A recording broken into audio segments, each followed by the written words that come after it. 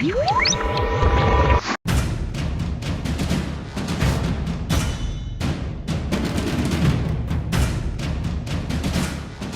its rather generic name with the magical hammer from EverQuest, a Minecraft server devoted to Dwarven-style architecture, and two different gothic metal bands, Climax Studios' Bloodforge is an action combat game set in a dark fantasy world.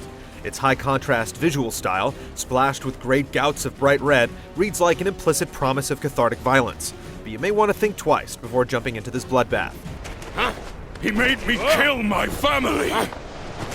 There are fleeting moments of glory, but every triumph in Bloodforge is counterbalanced by a stumbling failure. The skull-helmed, battle-scarred Crom certainly fits the part of a vengeful warrior, his enemies look downright hideous, and the basically competent combat hits some suitably savage notes. It's unfortunate that stunted concepts, technical glitches, and a confused and touchy camera end up undermining the experience. The game's underlying systems just feel half-cooked. Looking to the gods for power, Crom finds little help. Magic can aid in the destruction of his enemies, but the foes you'd really love to smite are strangely unaffected by Crom's sorcery. Clumsily named shift attacks also run on mystical mana, but these only slightly stronger than normal strikes are so unremarkable, you may forget they're even an option. Weapons differ in power and technique, but the most effective strategies hinge on repetition rather than finesse. The ability to tap into a rage meter to amplify offense is something of a tradition for video game barbarians, but here it's botched both mechanically and thematically. Receiving a single hit brings Crom back to normal baseline levels of bloodthirsty anger, making it smarter to bottle up the rage and cash it in to summarily slay frequently appearing large opponents that would otherwise absorb innumerable blows before allowing you to move on to the next set of bondage beasts in yet another flat, fenced-in area. I had heard you would be coming.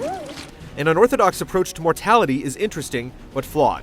Using restorative items is the only way to heal yourself, and with only so many scattered throughout each environment, Crom's life feels finite. However, as if to make up for its stinginess, Bloodforge frequently marks your progress with checkpoints and allows you to continue as many times as you like, effectively spoiling the balance. You'll either game the system by simply dying and retrying to save your health potions, or bring yourself to ruin by saving your progress after you've exhausted your supplies.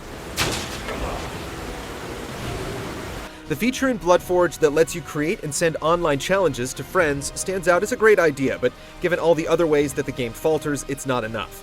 Embodying the mighty Crom on the battlefield can be momentarily enjoyable, but Bloodforge can't consistently deliver drama or fun, however much it's willing to fight.